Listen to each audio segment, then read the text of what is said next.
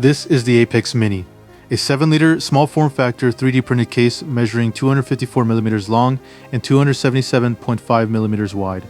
The base height of the case is 100mm and the total height depends on the feet installed. With the 20mm feet attached, the overall height increases to 120mm. Despite its size, it is designed to support mid-tier desktop hardware. In this video, I'll walk through the components used, the assembly process, performance testing, and the overall strengths and weaknesses of the design.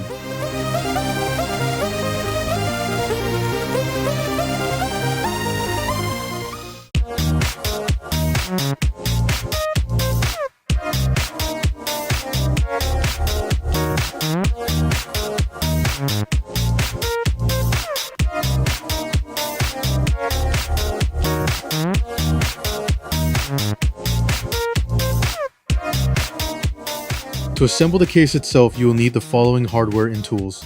First, 4M5 by 12 socket head screws. These are used to secure the lid to the case. They are commonly sold in assorted hardware kits on Amazon and usually include the required hex keys. Next, 4M5 by 8 by 7 heat set inserts. These are installed into the printed parts to create threaded mounting points for the lid screws. They are typically included in heat set insert kits. You will also need 4M3 by 5 motherboard screws. These are standard PC screws and are usually found in generic computer screw assortment kits, which are useful for many projects beyond this build. In addition, 4M3 by 6 brass standoffs are required. These are secured to the case and used to mount the motherboard at the correct height. Super glue is required. This is used to bond the printed case pieces together. Zip ties are needed. These are used to secure components and manage cables inside the case. Screwdrivers are required. They are used to install the screws and standoffs. Finally, you will need a soldering iron. This is used to install the heat set inserts. Heat set insert tips are recommended for best results. The soldering iron can also be used for limited plastic welding if necessary, although that step is optional. For the motherboard, I use the Asus ROG Strix B660i Mini-ITX. If you're building something similar, I recommend using a motherboard with an integrated rear I/O shield. It makes assembly much simpler and cleaner. For the CPU, I chose the Intel Core i5-13600K. In a case this small, I would not recommend going much higher than a mid-tier processor because higher-end chips generate more heat and draw more power. Cooling is handled by the Noctua NHL9X65 low-profile cooler. It fits properly inside the case and provides reliable performance. For memory, I used a 32GB 2x16 6000 megatransfer Corsair Vengeance DDR5 kit. The graphics card is the Gigabyte low-profile RTX 4060 with 8GB of VRAM. I also designed and printed a custom shroud for it. The GPU connects using a 100mm PCIe 4.0 riser cable. All components in the system should match PCIe generation. If the motherboard, riser cable, and graphics card do not match, you can experience instability. For the power supply, I used a Silverstone 500W Flex ATX unit because it is non-modular. It comes with extra cables that aren't needed, which makes cable management more cramped inside the case. A modular Flex ATX power supply would be a better choice. For the front I/O, I used a Corsair module from the 465X case. In hindsight, a simple generic power button from Amazon would have been easier and more practical. For storage, I used a Corsair MP600 Core X T4TB NVMe SSD. If I ever need additional storage, I can use the secondary M.2 slot on the motherboard for expansion.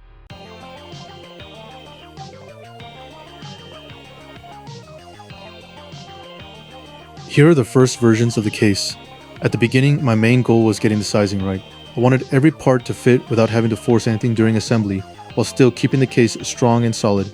I also tried recreating the Corsair front I/O area, so the buttons and ports would sit cleanly in the front instead of looking like they were just added at the last minute. After taking more measurements and test fitting the components, the CPU cooler fit under the lid without any problems. The GPU, however, stuck out slightly past where I wanted it to sit, which didn't look very clean. On the purple version, I added the front I/O mounting area, some horizontal detail lines for looks, and a recessed spot for a badge. That spot was originally designed for the Noctua badge that comes with the cooler, but it can fit other badges as well. When I compared the purple and yellow versions side by side, the purple one was smaller and looked better overall, which is what I was aiming for. But once everything was fully installed, the cables pushed outward with enough force that the front panel eventually split apart. I also experimented with making the base thinner to save material and reduce weight. Once the hardware was installed though, the base sagged and started to deform under the load. All of these versions were printed on a Bamboo Lab X1C. The early prototypes were printed in PLA because it's fast, affordable, and easy to iterate with. The final version was printed in transparent PETG. I chose transparent mostly because I like the look, and I chose PETG because it handles heat better and is stronger than PLA.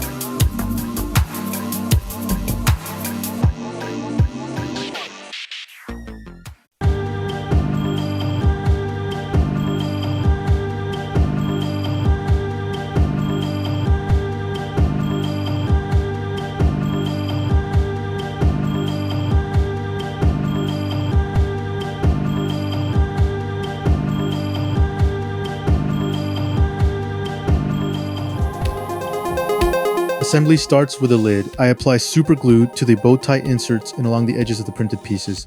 The bow ties help lock everything together and add strength to the joints.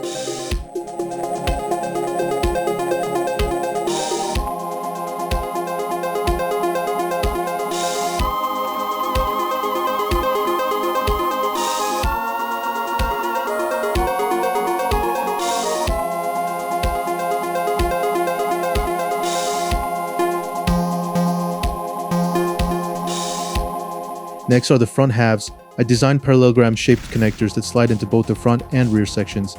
These reinforce the structure and make the case more rigid. At this stage, I'm using a generous amount of superglue to make sure all the seams bond properly.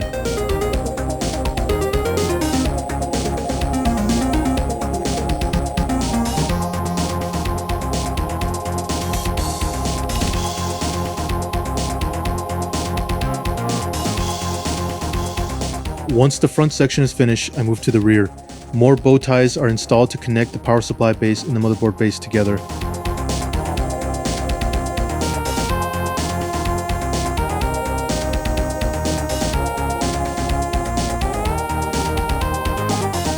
Some of them fit tightly, so I used a plastic punch to press them into place without cracking the print. To connect both halves of the base, I slide in the parallelogram connectors first, then finish installing the remaining bow ties.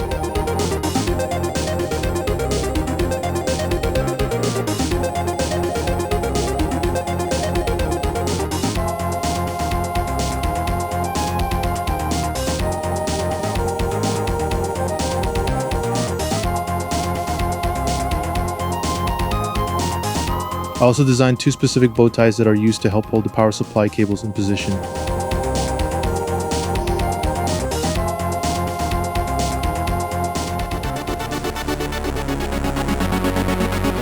After all the glue work is complete, I install the heatset inserts for the lid.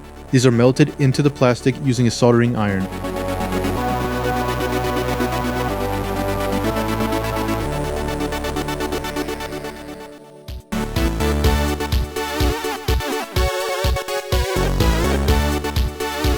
The inserts for the motherboard standoffs are optional. I did install them, but I slightly misaligned a few and had to correct them before continuing.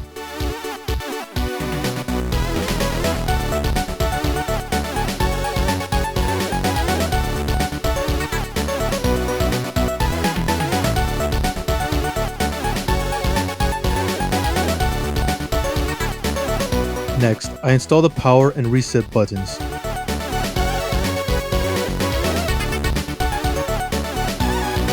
I use the soldering iron to gently melt the plastic around them so they stay firmly in place. On an earlier version, I tried fully melting sections together like plastic welding, but it didn't look clean, so I avoided that method on the final build. With that finished, I mount the front I/O module. Then I slide in the motherboard, which already has the CPU, cooler, RAM, and SSD installed.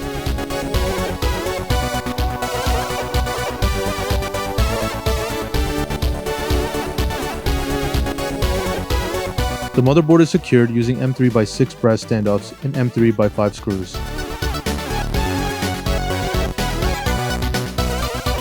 For the power supply, I designed a custom bracket that sits inside a cutout in the base. This bracket holds the Flex ATX power supply and also supports the graphics card above it. The mounting holes match the Silverstone unit I used, but I included additional hole patterns so other Flex ATX power supplies can be installed using an adapter plate.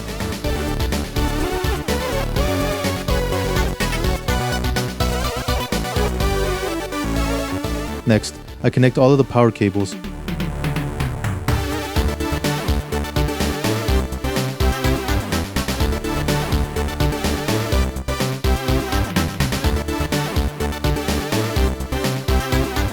The GPU is installed using the 100mm PCIe 4.0 riser cable.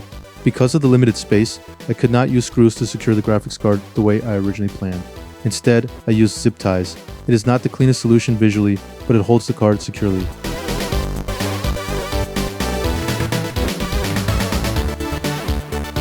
After that, I bundle the remaining power supply cables and tuck them into any open space inside the case.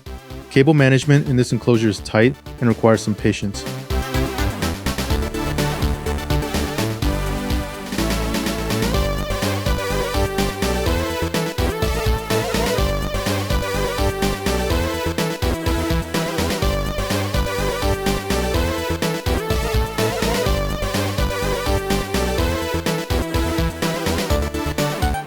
To install the cover, I insert screws through the cover into the GPU rear bracket.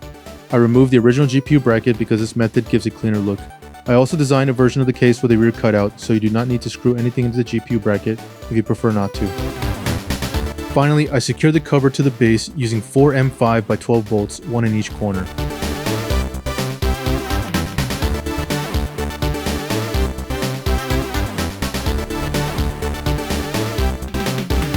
There's a small spacing mistake between the cover and the motherboard I/O area.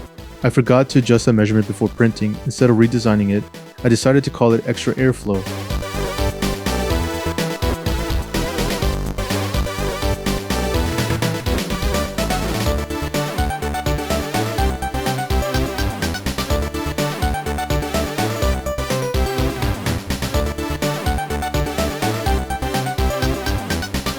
I added a duct to the CPU cooler to help exhaust hot air out.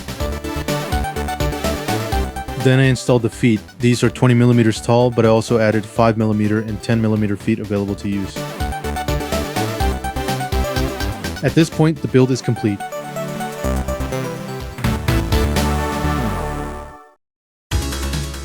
Before moving to benchmarks, here's an issue I ran into. At first I used a PCIe 3.0 riser cable instead of 4.0.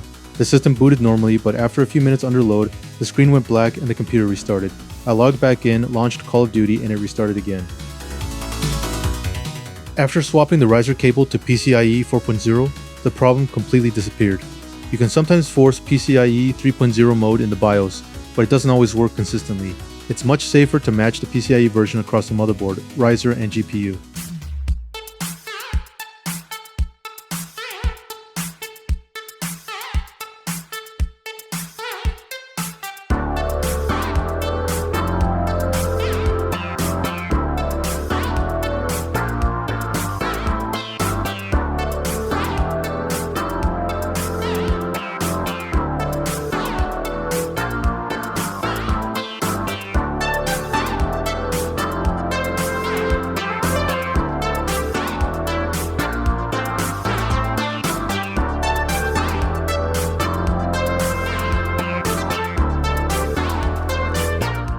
For these clips, I forgot to change my recording settings, so they were captured at 720p.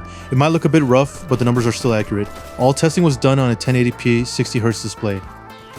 Starting with Fortnite, I barely play it anymore because I'm not nearly as good as I used to be. On high settings, the system averaged around 70 frames per second, usually hovering between 60 and 80. Next is Call of Duty Black Ops 6, which is probably the last Call of Duty I'm buying for a while. On high settings, it averaged around 90 frames per second. It dipped into the 80s during heavier moments and climbed close to 100, depending on what was happening on screen. Then there's Black Ops 3, which in my opinion is one of the best Call of Duties ever made. On high settings in multiplayer, it averaged around 220 frames per second. Custom zombies maps will probably use more resources, but overall it ran extremely smooth.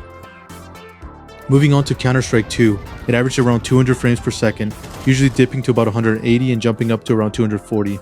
I'm blaming Valve for the fluctuations, because Global Offensive could basically run at unlimited frames per second on almost anything.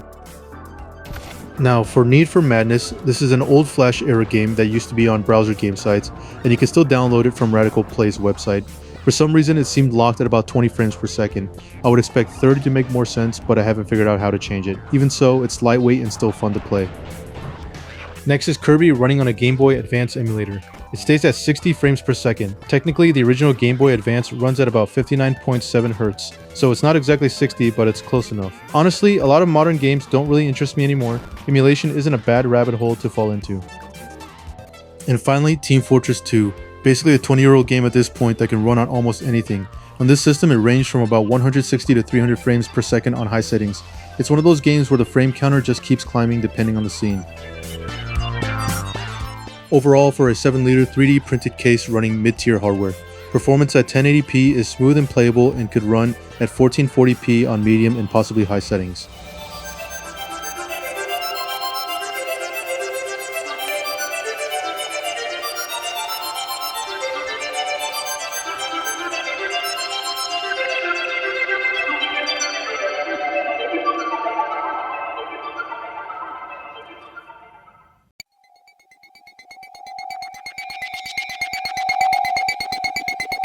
Since this is the first case I've ever designed, it definitely has flaws, starting with the positives. The entire case is fully 3D printable. You don't need any specialized equipment or tools. If you have a capable printer and enough time, you can make the whole enclosure yourself. It's also customizable. You can change filament colors, tweak design details, modify vent patterns, or even adjust dimensions if you're comfortable editing the files. And of course, the main goal was small form factor. At around 7 liters, or about 6.5 liters in the shortened version, it's compact enough to sit almost anywhere while still running full desktop hardware. Now for the downsides. The first issue is noise. The Flex ATX power supply uses a 40mm fan designed for server environments. That means it runs at high RPM and it's loud.